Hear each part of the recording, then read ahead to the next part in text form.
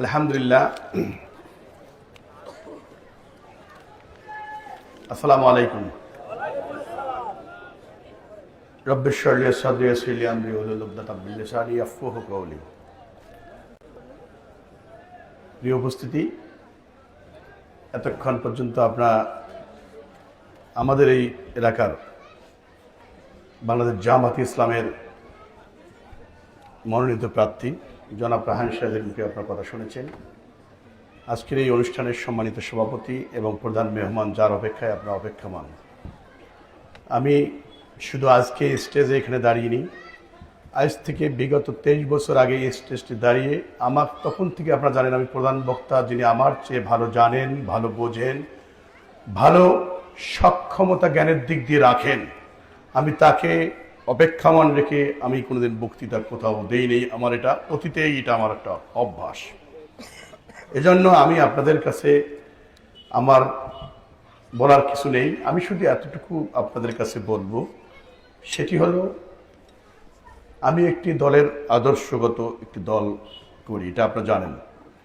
আমি তিলে তিলে আমি কোনো আরেকটি জিনিস আমি বরাবরই আপনারা জানবেন, আমি কারো বিষয়ে সহজে সমালোচনা পছন্দ করি না। কারণ আমি যে পাপ করব, আমি নিজের পাপে এমনি অস্থির, আমি অন্যের পাপ নিবার যাবো কেন ভাই? কাল কিয়ামতের দিন, মুসিবতের দিন নিজে যদি কোনো রকম ফায়সালা হয়, আলহামদুলিল্লাহ, আবার ওর কথা কয়া ওর পাপটাকে আমি নিয়ে ওকে হালকা করে দেওয়া আমার কোনো প্রশ্ন আছে? এজন্য আমি সমালোচনা পছন্দ করি না কারণ। আমার এতটুকু কথা, আমার যে কথাটি সে একই কথার উপরেই আমি রায়হান সাহেব ভাই যে কথা আমি একমত সেখানে।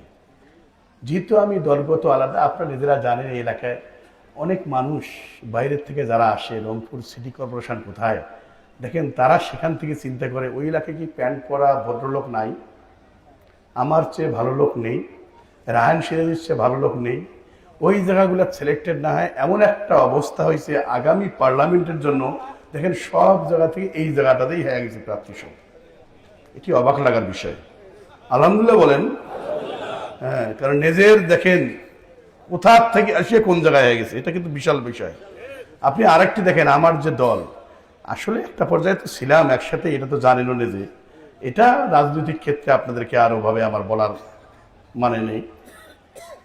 এত কিছুর মধ্য থেকে আপনারা দেখছেন যখন টেলিভিশনে মিডিয়ায় যখন প্রার্থী ঘোষণা করে, আপনারা জানেন আমাকে দল থেকে কিন্তু বহিষ্কার করা হয়েছিল। কি কারণে করে সেটা আপনারা জানেন।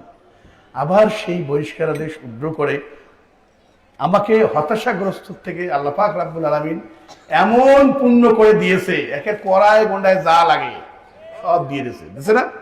তার মানে রাজনৈতিক জীবনে যেটা সর্বোচ্চ পাওয়া, ইনশাল্লাহ আপনাদের দোয়ায় আমি পেয়েছি। তাই সেক্ষেত্রে শুকরিয়া আদায় করি আল্লাহর কাছেই। আমি অন্য কোনো প্রসঙ্গে আর যাব না, আমি কথাবার্তা এখানেই শেষ করলাম। কোনোদিন যদি সুযোগ হয়, আমি যিনি আব্দুর রশিদ ভাই আগে তো খুব মোটা তাজা ছিল, হেভি পালোয়ান, ওনার তো বক্তৃতা শোনার জন্য আমি যাইতাম, সব করিও যাইতাম, মসজিদে যাইতাম। এখনো যদি সময় পাই না হয়তো বা, সে চেহারা আজকে দেখি আমি অবাক হয়ে গেলাম, শুকায় গেছে একটু। দেখেন সময় এবং কালের বিবর্তনে আমি একটা সময় ঝাঁকড়া চুলালা ছিলাম, আমার মাথাটা টাক হয়েছে। আপনারা অনেকেই হয়তো দূর থেকে ভাবতে পারেন চেয়ারম্যান সাহেব এই এত কিছুর মধ্যে আমি টুপিটা মাথার দাঁড়িয়ে, এগুলো একটা সমালোচনা। আর আমি এই ধরনের সমালোচনা আলোচনার মধ্যে থাকতেও পছন্দ করি। কি কথা কি বলছেন ক্লিয়ার করে দিচ্ছি, কিন্তু বুঝতে পারবেন কিন্তু। কারণ উপরের আমার এই চকচকা ইয়ে দেখিয়ে এটা ভাবেন না, ভেতরের মাথাও দেখিয়ে, ভেতরটাও দেখিয়ে। ভাইটটা দেখি এত দেখার কোনো সুযোগ নেই। অনেক জায়গায় যাই, হ্যাঁ আমার ফিরে আরবি কয়, এই ফিরে আবার বিসমিল্লাহ কয়, আমি শুনি অনেকের মুখে। দাড়ি নেই, ইয়া নেই। আরে বেটা সন্ন্যত ধরি পাগলা হলু, মোর ফরজও দেখিস না। অনেকে কয়, এফিল্লে কয়। তা আমি ওই অপশনে না যাই। আমি শেষ করলাম। আল্লাহ হাফেজ। আপনারা ভালো থাকবেন, সুন্দর থাকবেন, সুস্থ থাকবেন। আমার অন্য প্রসঙ্গে আমি যাচ্ছি না।